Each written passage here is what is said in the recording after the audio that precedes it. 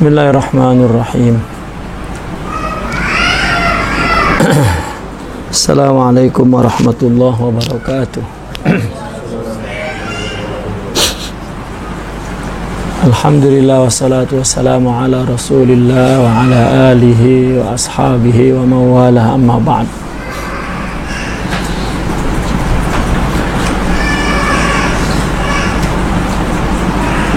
Alhamdulillah, dengan izin Allah kita boleh sambung daurah pada malam ini.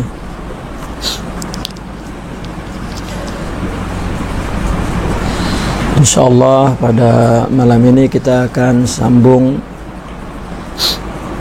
pada muka surat 47, yaitu tentang ma'rifatullah.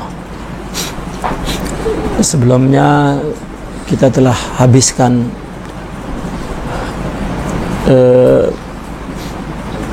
tajuk pertama dari bab kedua ini, yaitu tentang ma'rifatun nafs. Sebagaimana yang kita terang bahwasanya mabhath ar-ra'isi al-asil atau al-mawdu' ar-ra'isi al-asil, tajuk utama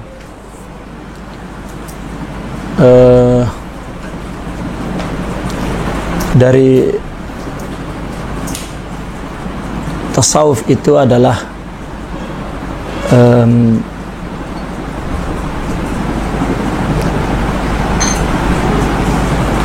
ma'rifatun nafs, atau mengenal nafs diri. Sebetulnya yang dibahas adalah al-latifah ar-rabbaniyah, al-latifah ar-rabbaniyah an-nuraniyah.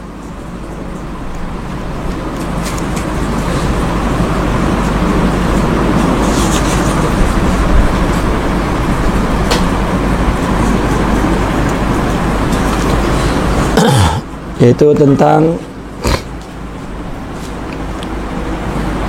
an-nafsu wal aqlu wal qalbu wal ruh. Agak-agak dia punya ahwal itu ya, tartibnya pertama dari an-nafs gitu. Kemudian al-aql, al-qalbu, ar-ruh. Nama itu berbeda, beda itu menjelaskan tentang ahwal atau atwar, peringkat fase dalam agama untuk menuju kepada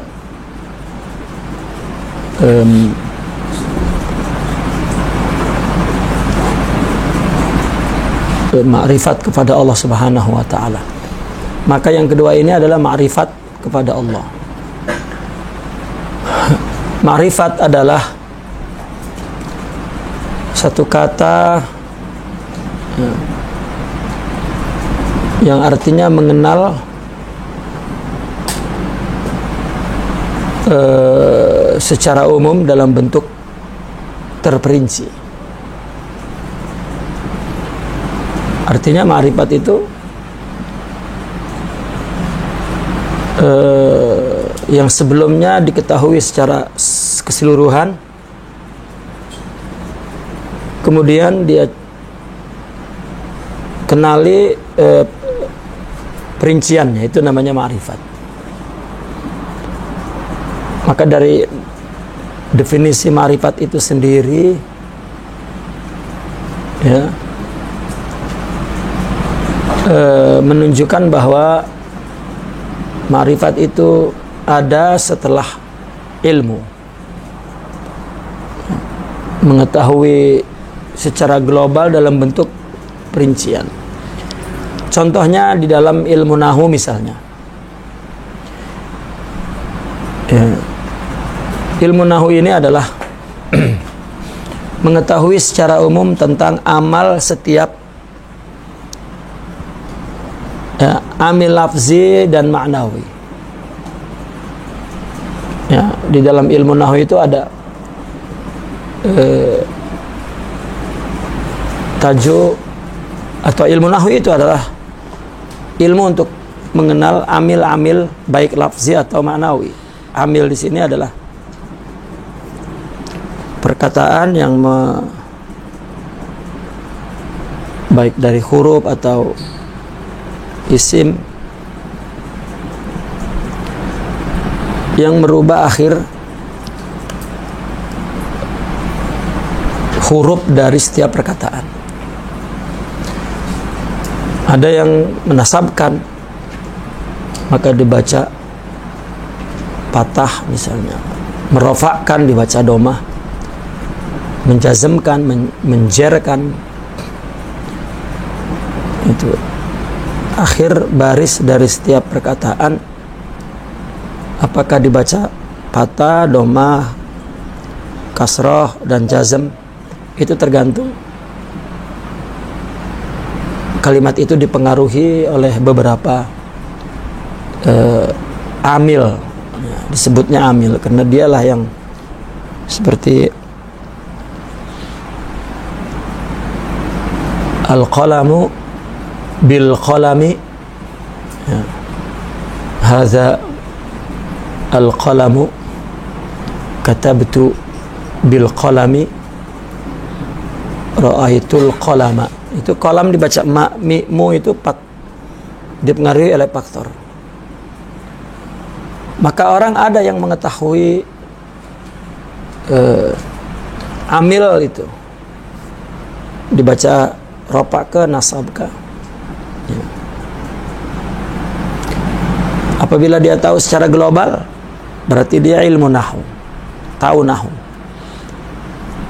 Tapi ketika kemudian dia membaca kitab dan dia mengenal setiap amal setiap amil itu secara tafsil, ketika membaca tanpa pikir lagi, tanpa berhenti, itu namanya ma'rifat. Ya.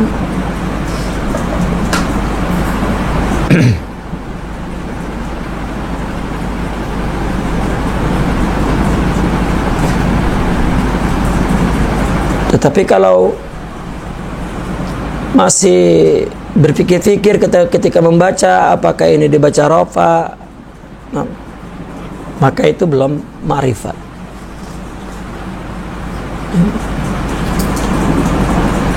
Ketika membaca dia tahu bagaimana membaca setiap amil yang di tempat tertentu, maka itu adalah ma'rifat kepada nahwu.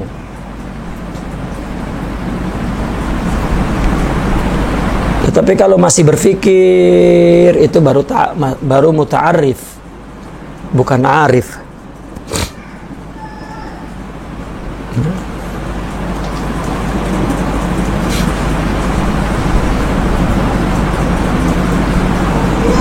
Tapi terkadang ada yang memang dia tahu tapi lupa, tak perasan. Ya, dia baca, begitu dibagi tahu baru ingat, oh iya ya ini khobar ini, ya, itu namanya sahwu. Ya, apa sahwu itu? Lupa atau lalai gitu. Lupa atau lalai. Jadi ada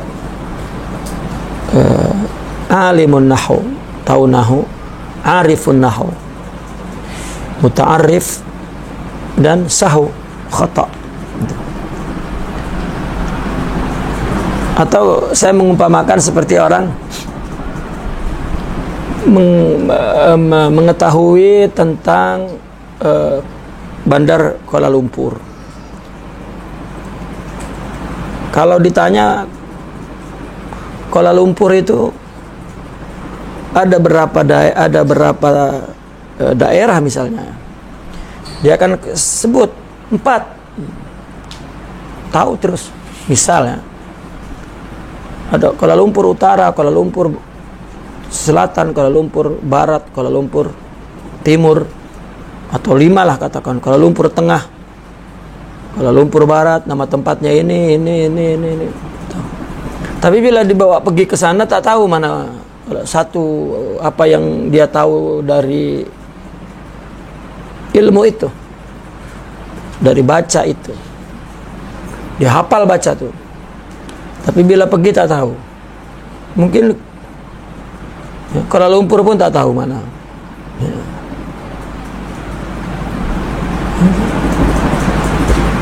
Tapi kalau dia pergi ke Kuala Lumpur, tak pikir lagi dia pergi sini. Ini namanya ma'rifat Kuala Lumpur sudah.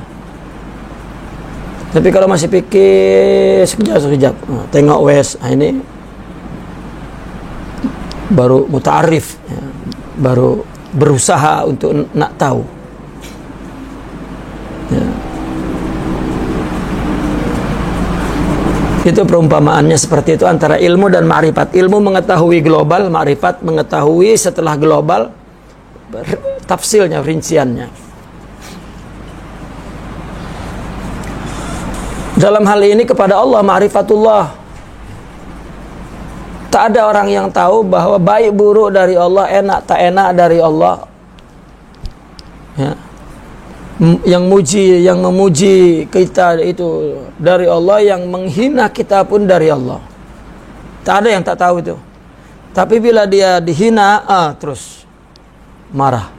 Mungkin kalau dibagi tahu, ini kan dari Allah, mungkin yang cakap pun dipukul tuh ya. Tapi bila sudah sedar baru, ya Allah, yalah ini dari Allah. Nah ini belum ma'rifat namanya, baru mengetahui. Nah, kita mengetahui bahwasanya ma'rifatullah itu artinya merupakan pembahasan ilmu tauhid. Di dalam ilmu tauhid biasanya dipaparkan itu masalah-masalah ma'rifat, masalah keyakinan, i'tiqad ya, dan dalil-dalilnya. Bahkan di dalam ilmu tauhid itu disebutkan tentang inti atau induk permasalahan yang menjadi perselisihan antara ahli sunnah wal jamaah dan lain-lainnya ya. Ini pendapat ahli sunnah, ini mu'tazilah, ini ya, itu tidak pernah disinggung pun di dalam ilmu tauhid itu sisi zauqi dan tahaqquqi. Tidak pernah disentuh secara zauq ya. Merasakan dan mengenali satu kebenaran langsung secara kerohanian, dan tahakkuk, ada pembuktian secara rohani, itu tidak ada.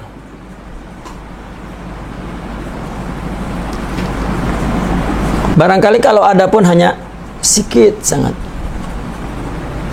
Contoh misalnya di dalam ilmu tauhid disebutkan, dituturkan bahwa Allah mempunyai sifat mendengar, melihat, bicara, berkehendak, berkuasa, hidup, mengetahui. Tetapi tidak ada dibahas dalam ilmu tauhid itu bagaimana agar bagaimana caranya untuk merasakan makna-makna sifat itu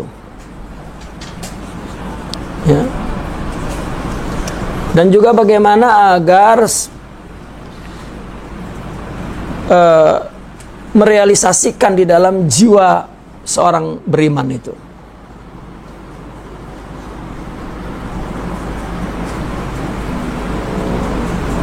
yakni bagaimana seorang itu merasakan bahwa dia didengar Allah, bahwa dia dilihat Allah. Bagaimana merasakan dalam hatinya ketika dia membaca Al-Quran bahwa Allah cakap dengan dia. Ya, Quran kan kalamullah. Ketika dia baca kalam Allah, seolah-olah dia merasa bahwa Allah. Ya. Kita sering dengar orang ceramah, Quran adalah surat cinta Allah, katanya gitu. Orang cinta ketika dia membaca surat, ada yang merasa bahwa dia yang membaca, itu masih kurang dalam cintanya. Tapi kalau ketika baca surat, dia sudah panah itu, rasanya kekasihnya cakap depan dia, itu sudah dalam. Itu penceramah cakap gitu. Ya. Kalau dia mengingkari tasawuf, dia lupa kalau pandangan itu adalah pandangan dalam buku-buku tasawuf. Dalam buku fikih tak ada. Dalam ilmu tauhid pun tak ada. Memang itu adalah concern ilmu tasawuf. Ya orang kan baca buku, tak tahu ya itu buku apa, disampaikan saja. Ya.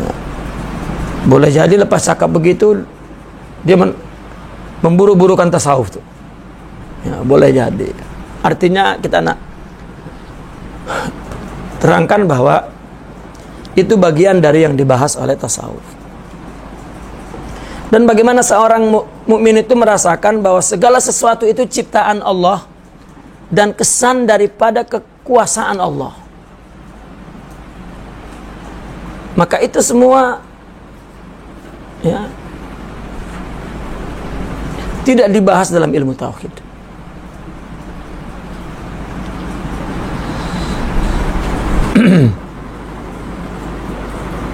Padahal untuk merealisasikan dalam hidup umat Islam itu bukan masalah sunnah.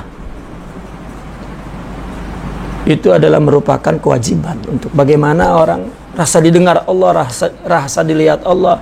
Bukan hanya menghafal Allah Maha mendengar, Allah Maha lihat, tahu dalilnya, selesai bahwa dia bertauhid. Ya. Dan perkara yang sedemikian hanya dibahas semuanya di dalam ilmu tasawuf. Karena ilmu tasawuf memang membahas tentang tazawuk ma'ani tauhid wal aqidah.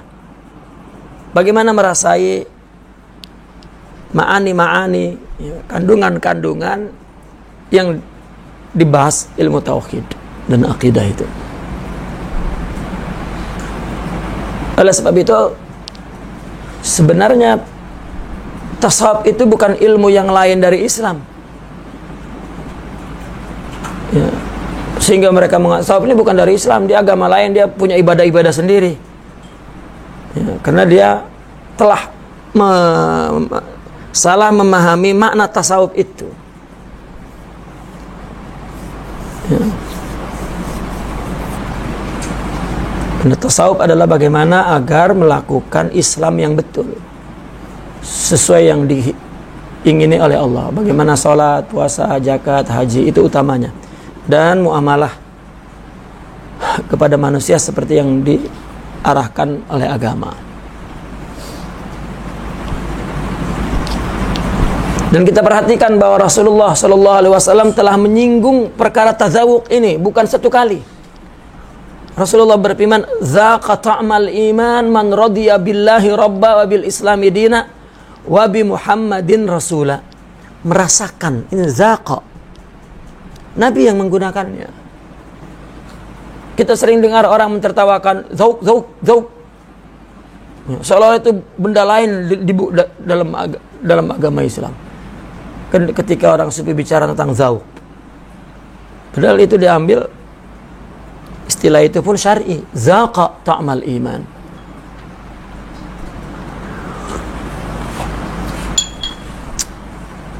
Telah merasakan rasanya iman. Siapa tengok? Orang yang meridhoi, itu ridho itu bab tasawuf tuh.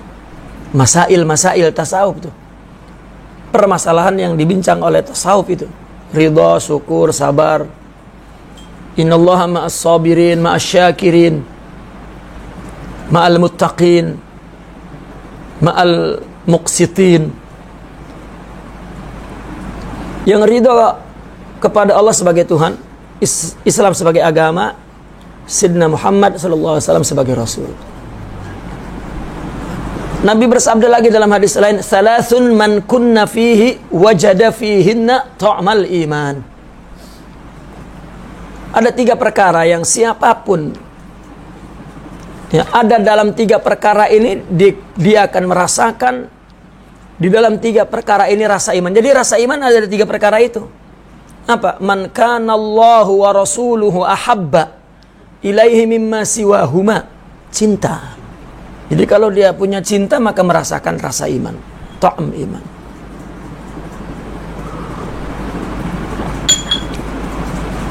Apabila dia mencintai Allah dan Rasul lebih dari segalanya, itu satu. Kedua, man ahabba abdan la yuhibbuhu illa lillah. Mencintai seorang hamba karena Allah. Cinta. Dan yang ketiga, man yakrahu an ya'uda fil kufri ba'da an anqadhahu Allahu minhu kama yakrahu an yulqa fil nar.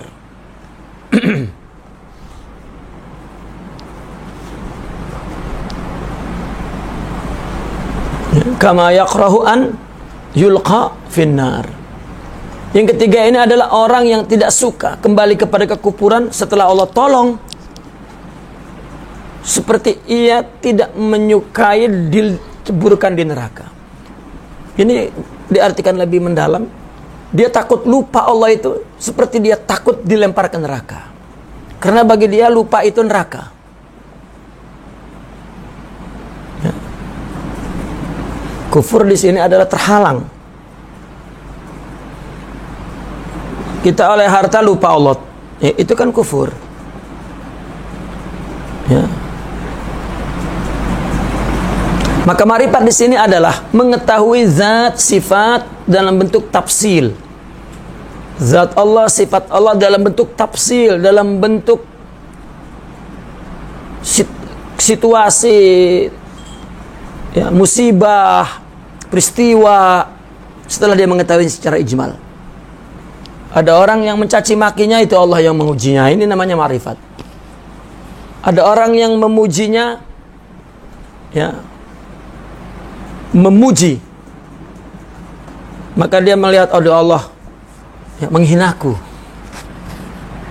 Kenapa? Karena sifat yang mulia itu sifat Allah. Allah bagi kita. Orang puji kita pula. Karena dia bersama Allah, dia malu. Kamu salah alamat memujinya.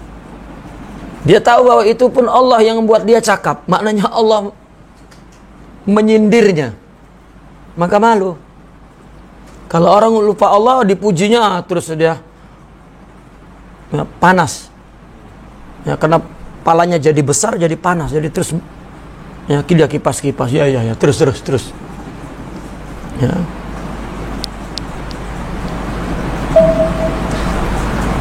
Yaitu bahwa tidak ada wujud yang hakiki, tidak ada pelaku yang mutlak kecuali Allah.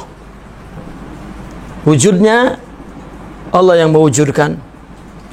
Dia buat ini itu fi'il Allah hakikatnya. Terus sehingga dia tidak memprediksi orang yang di depannya. Kalau pertanyaan apakah dia tak sakit? Sakitlah. Kalau jantungnya masih hidup, tapi nur yang ada di rohaninya, ya, telah menyelamatkannya, dia terbawa oleh selain Allah itu. Aghyar namanya. Ya, dan itu satu peperangan yang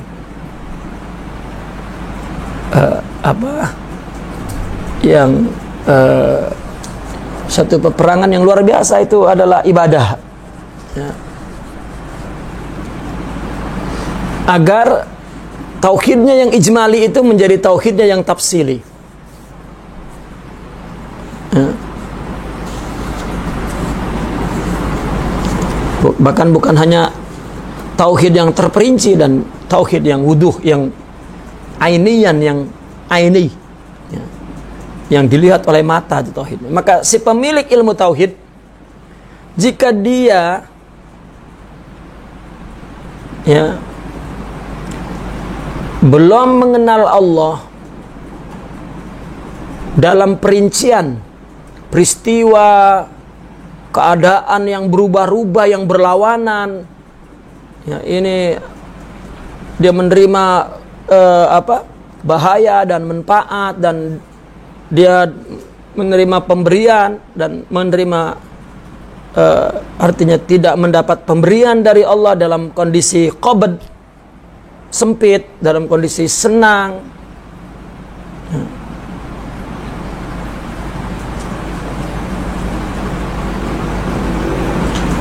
Menghadapi situasi itu, tentang siapa yang membuat bahaya itu, siapa yang memberikan manfaat itu, siapa yang membuat dia sempit itu, siapa yang membuat dia lapang itu, rasa senang itu. Jika dia tidak mengetahui ini, ya, mengetahuinya tanpa pikir-pikir, tanpa merenung-renung, tidak mengetahui bahwa itu adalah semuanya Allah, maka dia belum ma'rifat. Ya. Tapi kalau dia sudah mengetahuinya tanpa merenung, itulah ma'rifat. Ya. Orang diuji bertahun-tahun baru akhirnya dia cakap Allah, ternyata dari Allah. Ternyata tuh sudah berpuluh-puluh tahun tuh. Sudahlah, memang Allah berkehendak seperti ini. Itu. Ya. Karena dia berpahamannya bahwa kita usahalah dulu, baru serah kepada Allah.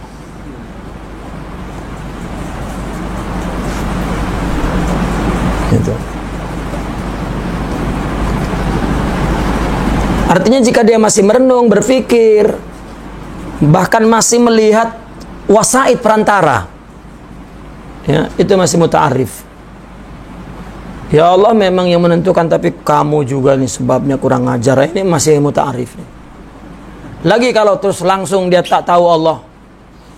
Dan sebetulnya permusuhan yang terjadi pada setiap orang, ya, karena dia gagal, ya, melawan dirinya itu. Ya. Mengenal dirinya itu, ya, mujahadah kepada dirinya itu kan jalan mengenal diri. Ya. Kalau orang lalai, ya, sekali saja, apalagi kemudian dia melihat apa yang terjadi itu dinisbatkan kepada sebab akibat, itu lalai. Dia belum terbebas lagi dari syirik khafi. Syirik jali sudah terbebas, tapi syirik khafi, yaitu dia berbuat masih atas dorongan nafsu, itu syirik khafi. Kalau atas dorongan sifat keruhanian, ya, itu adalah sifat-sifat mulia, akhlak mulia, dan itulah sifat-sifat Allah, dan itulah tauhid. Berdasarkan ini, orang sufi ketika berbicara tentang ma'rifat, di mana ma'rifat itu sebagai kewajiban yang utama yang dibebankan kepada setiap orang mukmin yang balik, itu dibagi kepada beberapa tahapan, beberapa tingkatan. Ya. Tingkatan ini menunjukkan perbedaan satu dengan lainnya. Ya, melihat kepada kekuasaan, kemampuan ruhiyahnya dan mujahadahnya, ya, di dalam jalan Allah. Itu. Ya, iman lah, tapi beza iman kita dengan Nabi. Ya. Ma'rifat kita